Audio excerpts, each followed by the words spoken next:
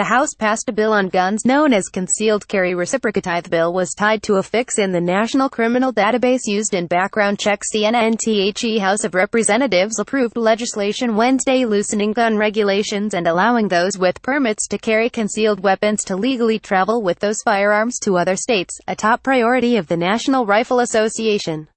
The bill passed mostly along party lines, 231,198, with 6 Democrats supporting it. 14 Republicans opposed the legislation, the first major firearms-related bill Congress has voted on since the massacres in Las Vegas and Texas earlier this year. Republicans argued that Americans' Second Amendment rights to bear arms should not end when they cross state lines. The Bill of Rights is not a philosophical exercise, Georgia GOP Rep. Doug Collins, who personally had a concealed carry permit for what described as self-defense reasons. I don't think that right should be undermined simply because I travel to another state.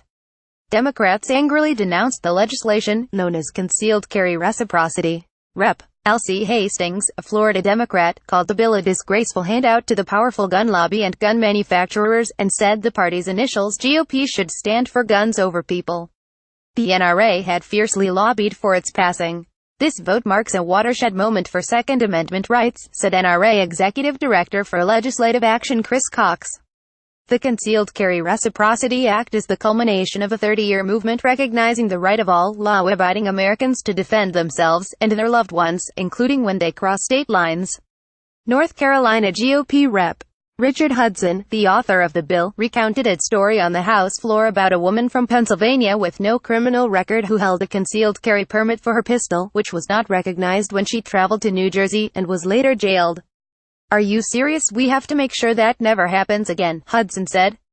He compared concealed carry permits to marriage licenses or divorce decrees, and driver's licenses, which are recognized in other states. Connecticut Democratic Rep. Elizabeth Esty, who represents Newtown, where nearly 5 years ago 20 elementary school children and 6 teachers were murdered in a mass shooting, called the bill an outrage and an insult to the families of those killed by gun violence.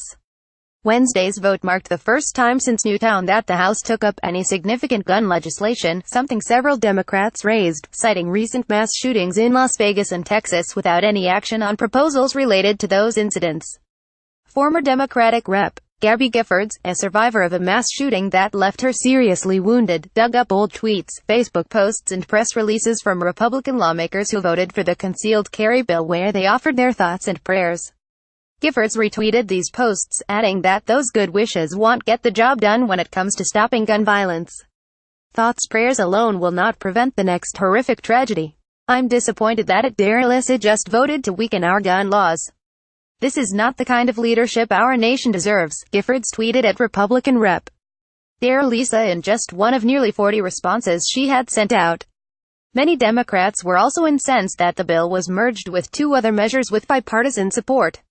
One would fill in holes in the National Criminal Instant Background Check System (NCIS) that were highlighted after a mass shooting at a Texas church last month, in which the gunman, a former Air Force member, was able to buy guns even though he had a criminal record that the military failed to report to the database.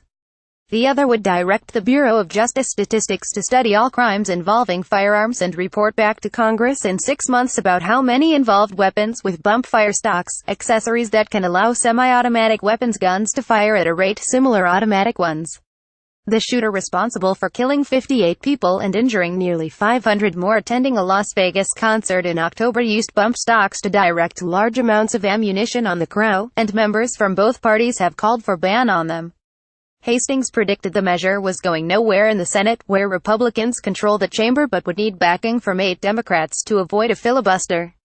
Texas Sen. John Cornyn, the number 2 Senate GOP leader, said on Monday that merging the gun bills complicated the path forward in the Senate and suggested splitting off the background check fix.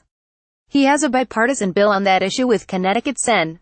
Chris Murphy. I support both of those bills, but I recognize that if you combine them it makes it a lot harder to pass the consensus bill, which is the Fix Nix bill, Cornyn said.